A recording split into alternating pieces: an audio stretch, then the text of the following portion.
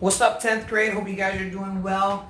I know I say this at the beginning of every video, but it's because I really just want to send as many good vibes as I can. So I hope you guys are well. Hope you guys are safe. Hope you and your families are doing extremely well when you see this video. Guys, I'm going to take a moment to be a little cheesy and a little cliche. I know that these have been very trying times for a lot of people. All over the world, a lot of uncertainty and a lot of questions that we're asking ourselves. And this is going to sound real cliche what I'm going to say, but it's very important that in these times you guys take very good care of yourselves in terms of your thoughts. So always try to stay positive. Always try to stay positive with your homes, with your families, and again, very cliche, but it doesn't mean it's not true. Everything has an end, even days like this where everything just seems to be so overwhelming and where you don't know what we're going to do or where you're going to stand. But everything has an end, I guarantee.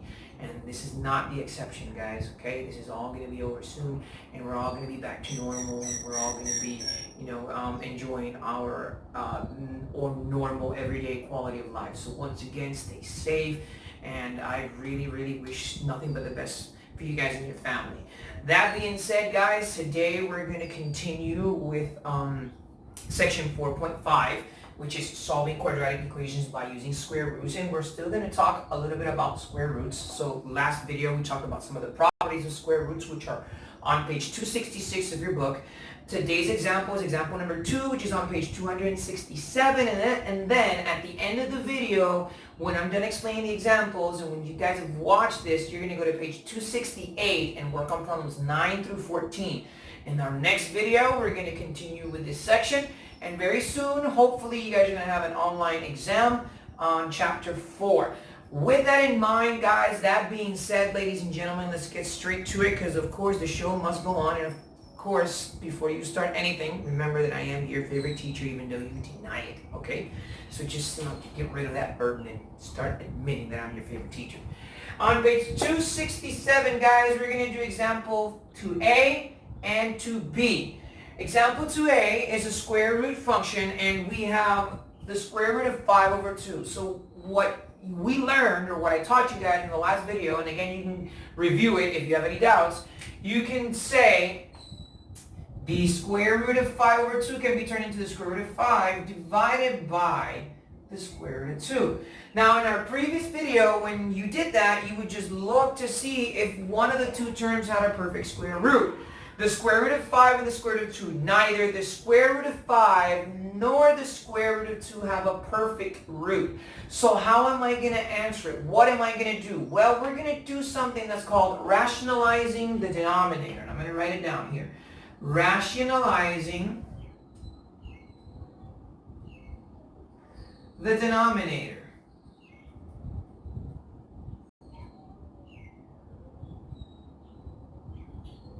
And what rationalizing the denominator means is that you're going to multiply this fraction by the number, by the denominator. Okay, so in other words, I'm going to multiply this fraction by the denominator. What's the denominator? The square root of 2. So I'm going to write multiply by the square root of 2 over 2. And we're going to take this by step. And this is really easy. Now your book skips this step. And I'm going to explain to you why your book skips this step, okay? First I'm going to do the step, and then I'm going to show you what happens. So I'm going to multiply the square root of 2 times the square root of 2. And that's going to be the square root of 4, because 2 times 2 is 4. And then I'm going to multiply the square root of 5 times the square root of 2, which is going to be the square root of 10. Now, the square root of 10 does not have a perfect root, so I leave it expressed. And the square root of 4 is actually 2. So my answer then would be the square root of 10 over 2. And that's it, guys. That is your answer. Okay, so all I did was I multiplied the square root of 2 times the square root of 2, which is the square root of 4, and the square root of 5 times the square root of 2, which is the square root of 10. The square root of 10 doesn't have a perfect square root, so I leave it expressed, and the square root of 4 is actually 2. And that's your answer. That's it. The square root of 4 is 2, and your answer is square root of 10 over 2. Now your book skips this step because it does this step mentally. It mentally assumes that you know that 2 times 2 is 4 and that the square root of 4 is 2. That's why you're not going to see that step in your book. But here it is. And once you get the hang of it, you can opt not to use that step. Now let's do the next example. Example 2b. Example 2b says 3 over the square root of 7, or 3 over 7 plus the square root of 2. Now I'm going to step out of camera real quick so you guys can take a look at that, and then I'll be back, all right? Okay, so I am going to be there with you momentarily, and literally going to give you like 3 seconds to take a look at that. All right, guys, so 1, 2, 3 times up. Here I go again. So 3 over 7 plus the square root of 2. Now, in this case, we're also going to rationalize the denominator, just like we did here, but the denominator in this case is actually going to be the opposite of this.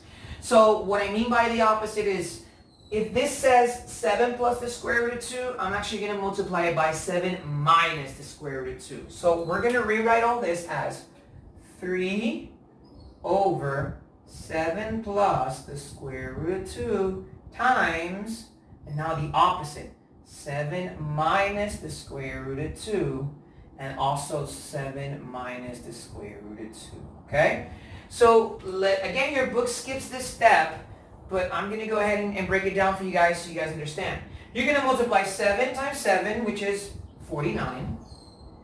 So, the denominator is not going to be 49.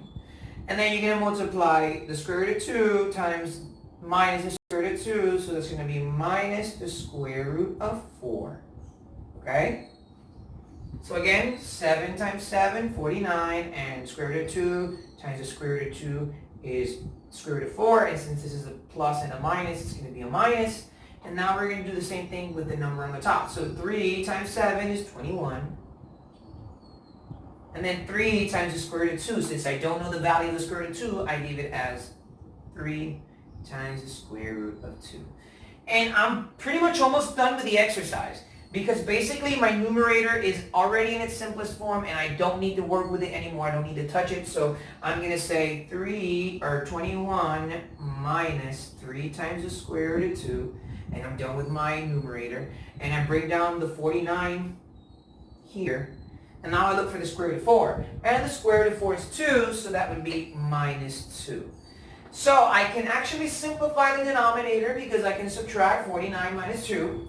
And my final answer is actually going to be 21, right, which is my numerator, minus 3 times the square root of 2 over, and then 49 minus 2, which is 47. And that's your answer, guys. Very simple, nothing out of the ordinary, very easy to do. Let me break it down for you guys one last time. So when you have an exercise like this, you're going to rationalize the denominator by multiplying it by the opposite. So the opposite of 7 plus the square root of 2 is 7 minus the square root of 2. And we're going to multiply each term individually. And 7 times 7 is 49, which is where I get this number from. And then the square root of 2 times the square root of 2 is the square root of 4. And of course, if I have a positive times a negative, I bring down the minus sign. And you can do the same thing with the numerator. So 3 times 7 is 21, which is where I get this number from. And 3 times the square root of 2, since I don't know the value of the square root of 2, I leave it expressed as 3 times the square root of 2. And then my numerator is done. There's nothing I'm going to do with my numerator, so I just keep passing it on, which is what I did here. I pass it on here, and then I pass it on to my final answer. And I look for the square root of 4, which is 2. And then I subtract 49 minus 2, which is 47, which means that my final answer is 21 minus 3 times the square root of 2 over 47. Guys, and that's it. That's example number 2, 2A and 2B. Very easy, very simple, nothing out of the ordinary. Next video, we're actually going to start working with the equations that contain square roots. So I want you guys to go to page 268.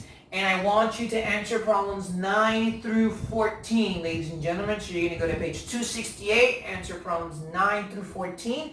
That's the end of this video, guys. Again, stay safe. Be well. I'm sending all the positive and good vibes to you and your family. And again, we're going to see each other very, very, very, very soon, guys.